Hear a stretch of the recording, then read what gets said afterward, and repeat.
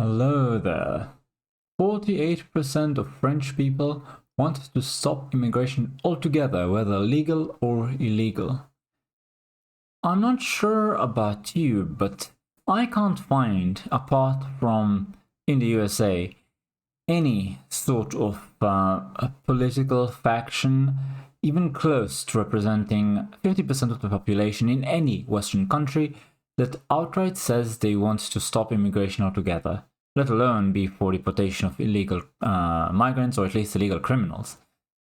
I believe that in the UK, Nigel Farage and his Reform Party have flip-flopped on the issue, with some of their MPs talking in favor of such measures, while others, including the,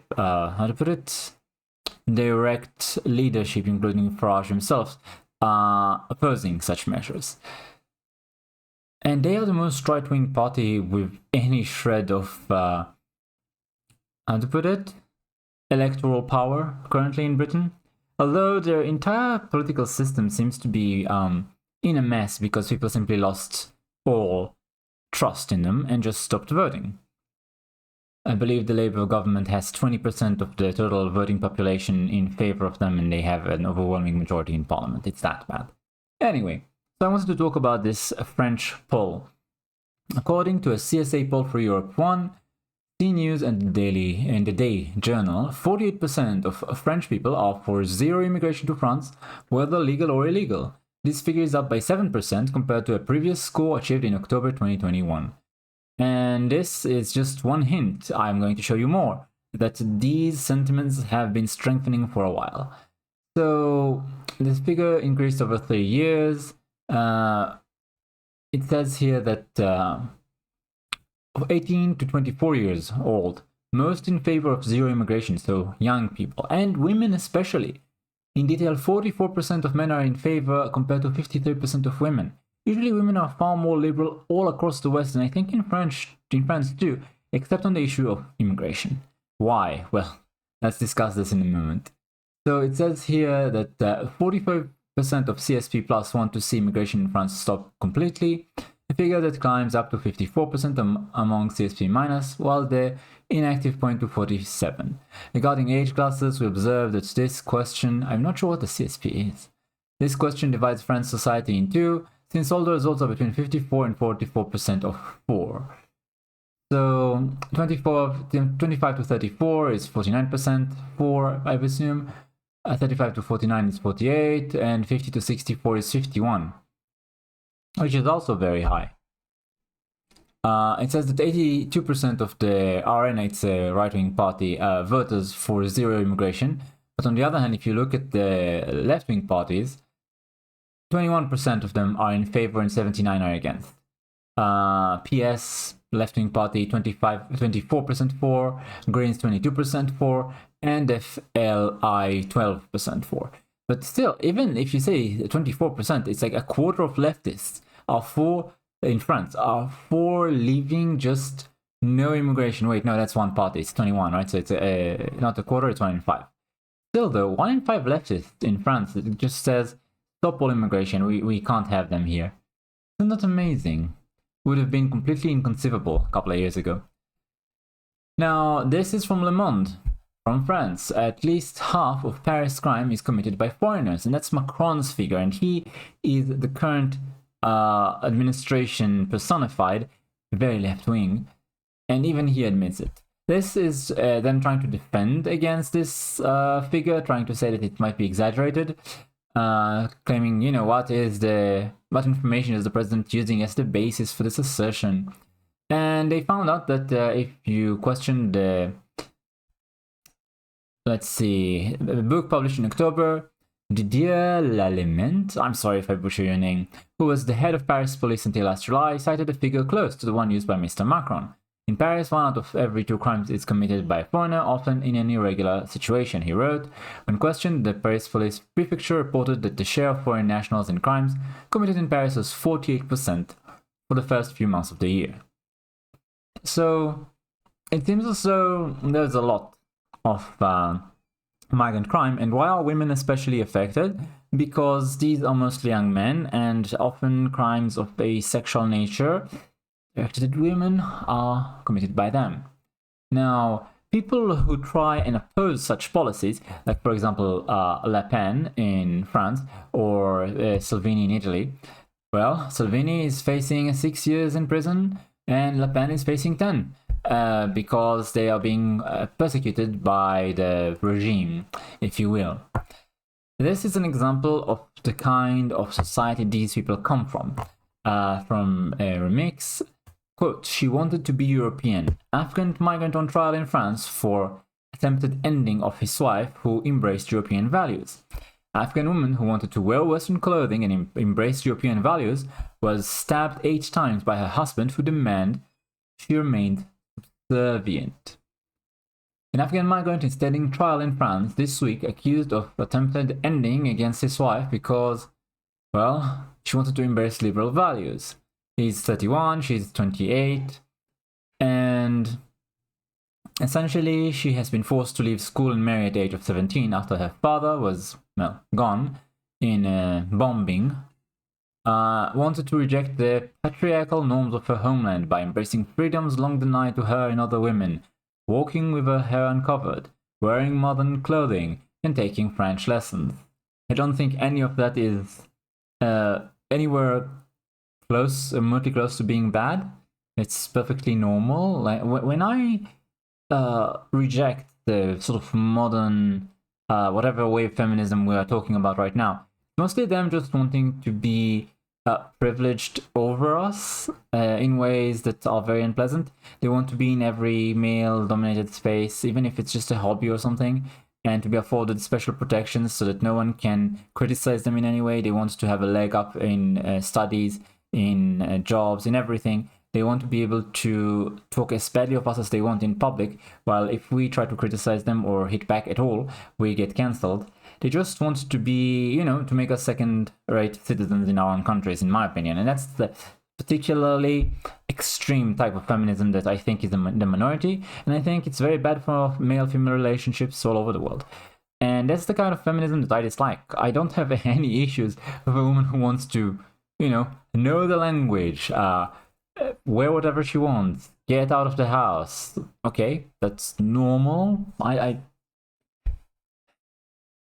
think about that. To do that to your wife over something so trivial. It's that for us trivial. Obviously for them it's a huge breach of, protocol for their society. But that's just how different we are. That's just how incompatible our two cultures are. And to bring millions and millions of these people here, what do you think would happen? Of course there'd be a culture clash. So the Seine Saint Denis Assize Court heard how Nasir and Fakira, I guess Nasir is the husband and Fakira is the wife, and they fled the Taliban in 2022, sought asylum in France, and she was forced to leave school after her father was ended in a bombing.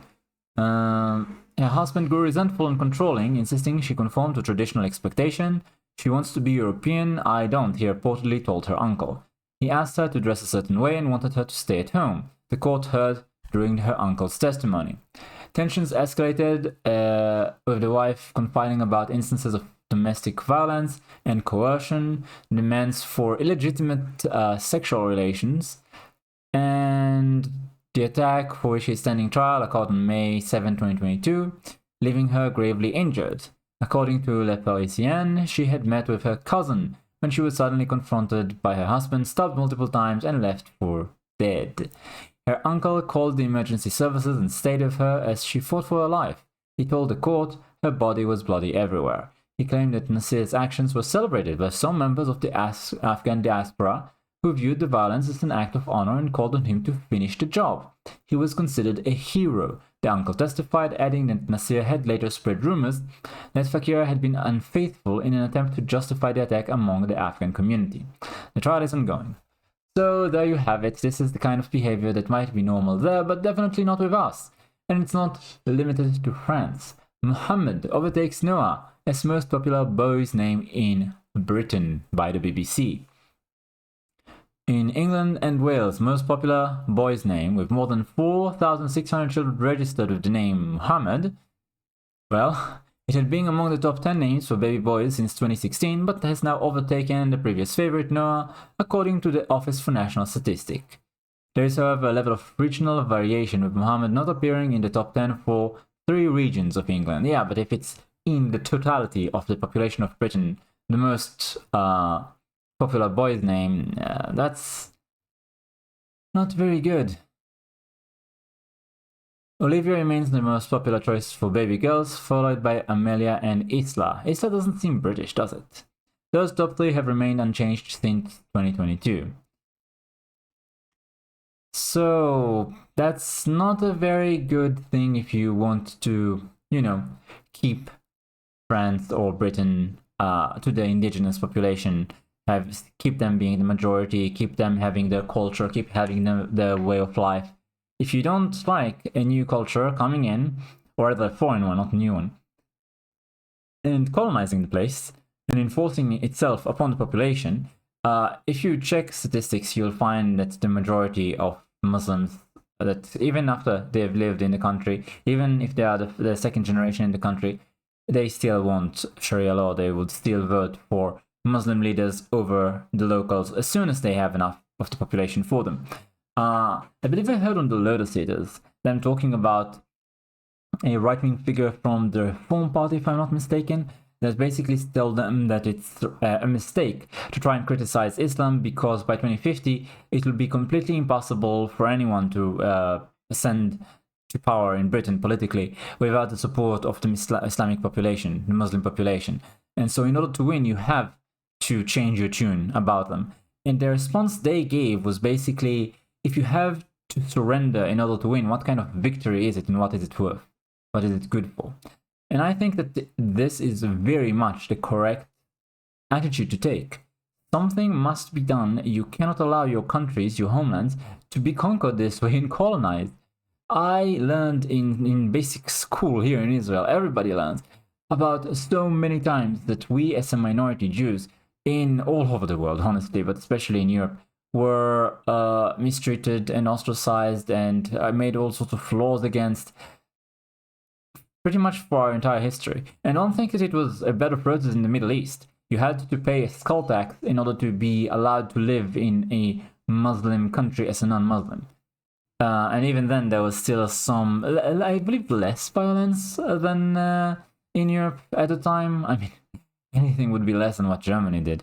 But overall, I don't think I heard about nearly as many such incidents. Although, to flip it around, modern day Christianity is exceedingly open and welcoming to people who are not Christian, but have a peaceful and supportive relationship with the Christian majority in their country. And on the other hand, the Muslims today, not just with Jews, with Christians, with Yazidis, with pretty much any minority in the Middle East, they can't stand our existence. And you can see that the minorities are draining out of the Middle East, just all disappearing in the recent decades. So yeah, I would definitely much prefer to be a minority in a Christian majority country than a Muslim majority country. That's but it doesn't really even matter what kind of minority you are. If you are a minority in a Muslim majority country, good luck, you're gonna need it. God help you. And I'm not really religious. So what can we say after reading all of that? I think the rise of the right, the populist right, not the sort of regime, other side of the coin from the left kind of right, not the neocons. The rise of the populist right is warranted. I think there is a sort of mirror image populist left that's trying to raise its head too. It's just being uprooted and cast out mercilessly by the left. You can see what they did to Bernie Sanders, who was... I honestly still think he's a kind of a grifter, honestly. I'm really not fond of the guy, but he does have his moments. A few moments where you can see him talking about big issues like the oligarchy of BlackRock, State Street and Vanguard, or he had some correct takes. It's just, he does have some populist opinions that are common sense. And there's nothing that you can do to keep these at bay forever. The longer you clamp down on these opinions in order to stop them from getting into the mainstream, from being discussed, from being from proliferating among the population naturally, because people find them truthful and resonate with them. The longer you do that, the worse off it will be when it all explodes. And you can see in France, they had a lot of support for Le Pen's party. Then the left basically did a dirty trick where they decided that in every district all the other leftist parties except for the one with the highest support in that district will just give up, so that they don't divide a vote. And in that way, all of them together, essentially the votes of all the left together combined, will beat out the French Le Pen party, the right-wing party. And in this way, they will be able to reduce the amount of seats that the right gets on the parliament, and then they will be the left will be the one to create a coalition. And even then, it was a very forced coalition. It basically fell apart a couple of months, just days ago, a couple of months after being constructed. So you can't continue like this forever. Your house of cards will fall, and there will be a backlash. And the longer you clamp down on us, the worse you censor us, the more painful it will be for you when you finally are forced to give up power. I don't want to see any sort of tear in the social fabric where people really go at it against each other on the basis of gender or race or political affiliation. I want to see a harmonious society, but the society that we currently have is deteriorating rapidly due to, how to put it, large corporations and international bodies that have banded together and essentially corrupted the left, wearing it as a skin suit, and they are censoring and cracking down on anyone that won't go with everything, every little thing that they demand from the population. And this has created a great deal of resentment and resistance among the population, and this will have to be resolved at some point. There's only so far you can push people. I hope it's going to be a peaceful resolution. I hope it's going to be a gradual change and not a revolution. And I hope that we can all look forward with hope to the future, as opposed to right now, where pessimism is prevalent pretty much everywhere, except for a few countries like the US right now that have managed to at least make a comeback in terms of representation for the forgotten part of the population that simply hasn't been on board from the beginning with what the corporations want. And Javier Milei is the same. You can see Viktor Orban is right now perhaps a bit struggling, but he has been in power for so long. There are a few right-wing leaders that, and I'm not even saying that Viktor Orban is the same as Javier Milei or Donald Trump, but at least he's much closer to them than, let's say, someone like Justin Trudeau. I can't understand how Trudeau keeps being elected. I honestly can't. It's just baffling to me. I mean, a man who says that Canada belongs more to illegal immigrants than the native population that has been there for generations. It's just... never mind. That's just, I guess, my perspective as an Israeli Jew who was raised on the idea that we didn't have a state for, about 2,000 years more, and we suffered historically from it. And how good is it to have a state? How we should cherish it and fight for it and support those who protect us and our, right to self-determination in our own country, to be the majority and to have our symbols and holidays and speak our language in our own country. And basically thinking that this is something that is wonderful, and every different people, every country should have that, every culture should have that for themselves, and it's like the most precious thing you can have. And then seeing all the cultures that I admired as the sort of most technologically and socially advanced, the good guys who put an end to slavery, who created democracy, all of these people just losing their countries slowly. It's sad and disheartening to see. I hope you can rise up from the ashes, my friends. Thanks for watching. Like, comment, subscribe, and I'll see you next time.